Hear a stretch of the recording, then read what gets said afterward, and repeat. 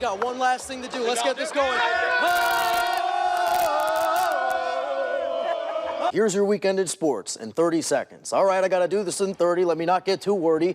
The Saints get down and dirty, eliminate the birdie. Somebody pass me the turkey. Yes, they ate after winning by 8 in the 6-7-8, but wait, it's a fake. The Dolphins did great. They come from behind late. You can call it fate that FSU runs the state, not in football, but in basketball. They've won 7 of 8. The team with 8 straight is the team with number 8. Lamar Jackson back in action.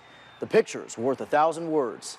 No need for a caption. Just being around practice, you can tell the early season jitters are gone. The butterflies have passed. Now 4 days in the camp, it's the bumps, it's the bruises, it's the blisters that have truly settled. We are back here at noon. We're glad you are too. We've got breaking news into our newsroom right now. The Associated Press has released their weekly top 25 men's basketball poll, and Florida State has broken the top 5. They are ranked at number 5, making them one of the top teams in the country. When's the last time that happened? This is the first time Florida State men's basketball has cracked the top 5 since the first 2 weeks of the 1972-1973 season. Art, there's so much to unpack with what we just heard in the last 15 to 20 minutes. Here's what stood out to me. First of all, David Coburn, he comes out and describes how this is certainly a business. It is college football, but he explains the human side of it too. He said, quote, "It was a rough weekend.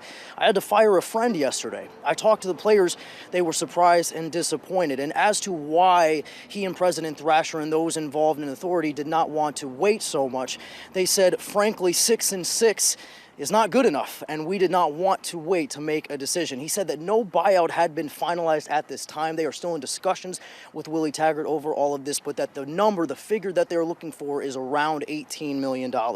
Coburn went on to say that he would like to have a head coach in place by the time this season ends. And if you look at your calendar, that's not very far away. How much does it mean to you? Because you guys are busy during the football season, but this is really your opportunity as a head coach to meet with the community, to meet with these people face to face and let them know how much you care about them too.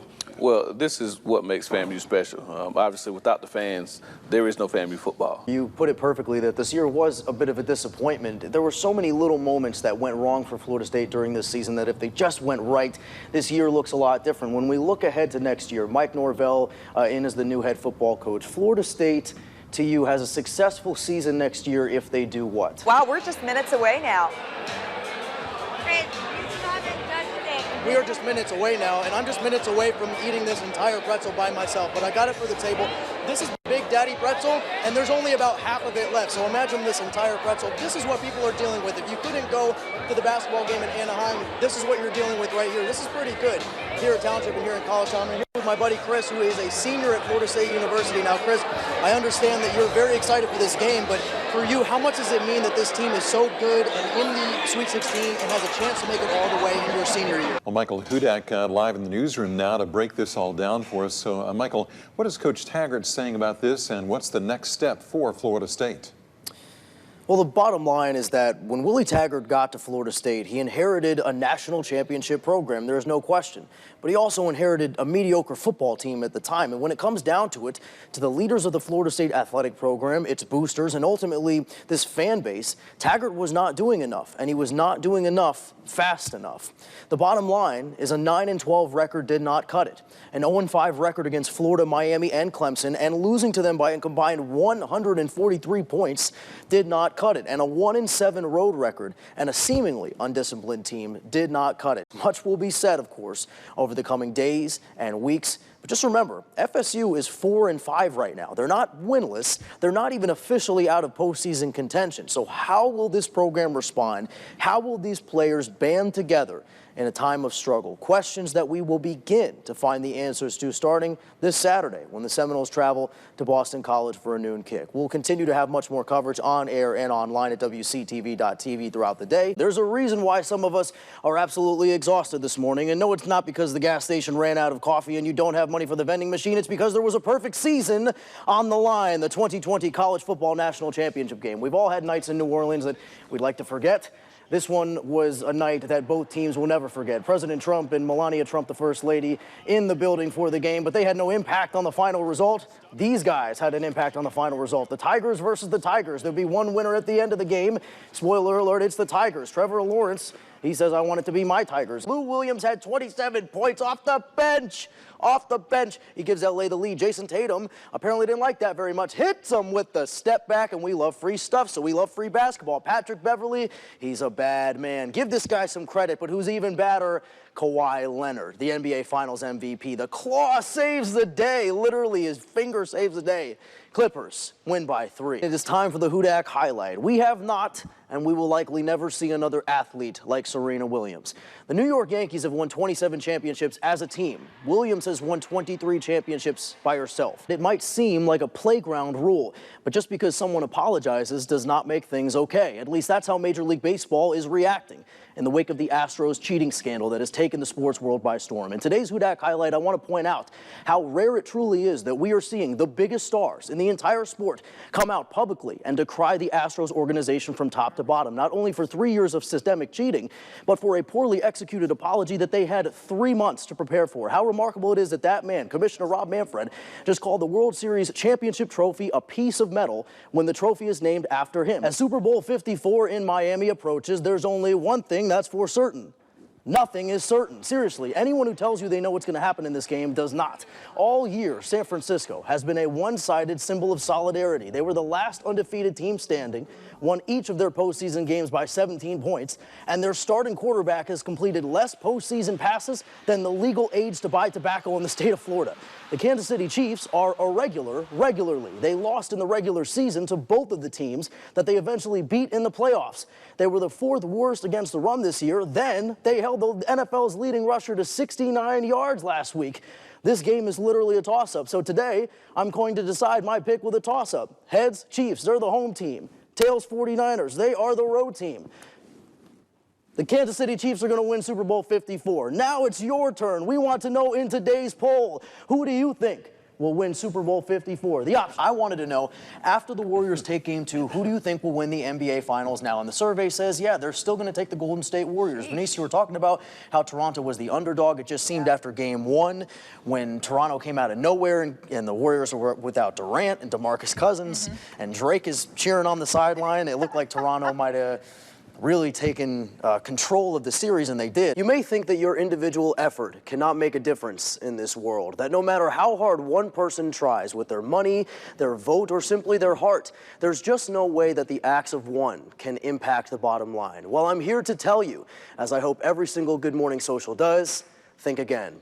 Earlier this week, we shared with you the story of Ronald Fox, the Tallahassee native and Rickards High School graduate, completely lost his sight in an accident 7 years ago. But since that point, he has found his vision in powerlifting. He's won 3 gold medals already this year, deadlifting and squatting over 600 pounds. And if he was going to go for that 4th gold medal, he needed help from all of you in order to raise that money for the trip and make that happen. Well, I am so happy to announce this morning that through his GoFundMe and through individuals in our community expressing that they care, Fox has raised enough money to make this trip to the Open USA powerlifting competition in Colorado. He flew over there yesterday and sent me this video message last night that I'm excited to share with all of you right now. All right, I would like to thank everybody for the donation to help me reach my goal of going to Colorado. I really do appreciate it. I want to give a shout out to my friendship Planet Baptist Church, all the members from the gym, my family and friends as well. I always give honor to God with the head of my life. And I also want to say, never sit back. When you got a dream, always fulfill your goal. Go get it. Like I'm going to go up here to Colorado and bring back that goal. It just truly goes to show you that a bunch of individual effort can accumulate and add up to something beautiful. And that's the community coming together. And for one player sporting the iconic red, white, and blue, she's truly living the American dream. Brianna Hoops Green is just the 15th woman to ever be a Harlem Globetrotter. And before she shows off her skills tonight, our Michael Hudak took her on in a game of one-on-one. This should be good. Brianna Hoops Green, I might not have a nickname like that, that's fine, but I think that I can ball, and we're gonna see what my real nickname is today. You ready to go? I'm ready to go. All right, let's do this. Woo! Step out. She's got her jersey, I got my jersey too. Spin it, lay it up. Easy. She said, spin it and lay it up. Yeah, You know, closer. it's all about the confidence, really. It is calm. You got the jersey. Okay, so we just skipped everything. We're here, you're gonna stop, get a second. Okay. Swish. I like it. Hudak's in the house. I'll never make that again. Like that. I didn't even make the varsity high school team. You're from Kentucky. Mm-hmm. Did you think that your life would lead you to where you are right now? As a globetrotter? Yes. No. I knew I wanted to play professional basketball at a young age, but I was not thinking that I was going to be a globetrotter. Between the legs. Your legs are the size of my body. He's just making his own rules, I think. You are the 15th woman to ever become a globetrotter. Yeah.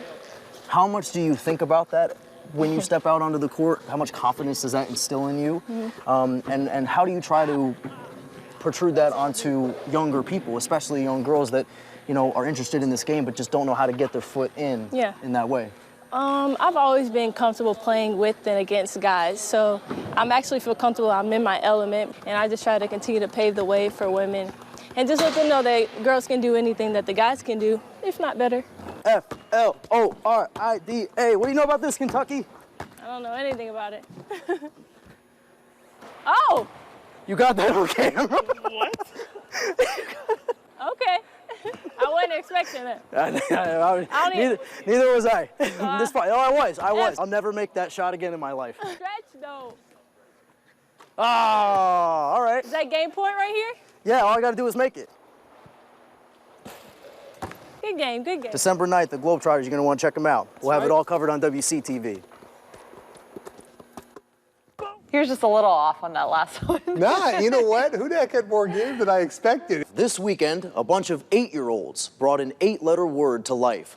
After writing letters of kindness to the Florida State football team in a time of struggle, the 3rd graders and their teacher, Mrs. Schmidt, at Buck Lake Elementary right here in Tallahassee, got the chance to live the dream this weekend at the game. And it was all because of that 8-letter word, kindness. The Seminoles are always the stars of game day, but this time, the real celebrities, well, they were half the size. And the best part, it's kindness that got them there. Once we made this college, we didn't really expect this. We thought it was going to be like a small surprise, but it actually turned out to be a big surprise. We never knew they were going to do all this. Yeah. We just did it to make them feel better. First, a head count. Then, the time of their lives. Seeing their faces, really, I got tears in my eyes because it just was, it all had come full circle there, and for them to have the opportunity that so many don't, and for the university to reach out to us like that and allow that to happen, I'm just so thankful. Plenty of time for a selfie, and even time for a visit from FSU President John Thrasher. Just wanted to thank you for writing the nice letter to Coach Taggart. You all were wonderful to support him, and I appreciate it very much. 1, 2, 3, go! My heart was pounding, and I was like, I gotta take a picture of everything if I touch the field.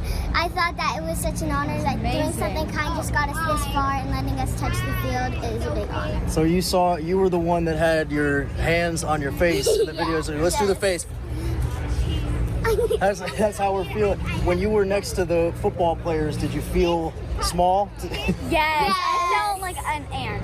You felt like an ant? Yes. Yeah. We're very thankful to have this day. Yeah. All right, the 3rd graders from Buck Lake Elementary. You guys are awesome. Kindness rules. Kindness rules, kindness wins. Love it. All right, say hi WCTV. Hi WCTV.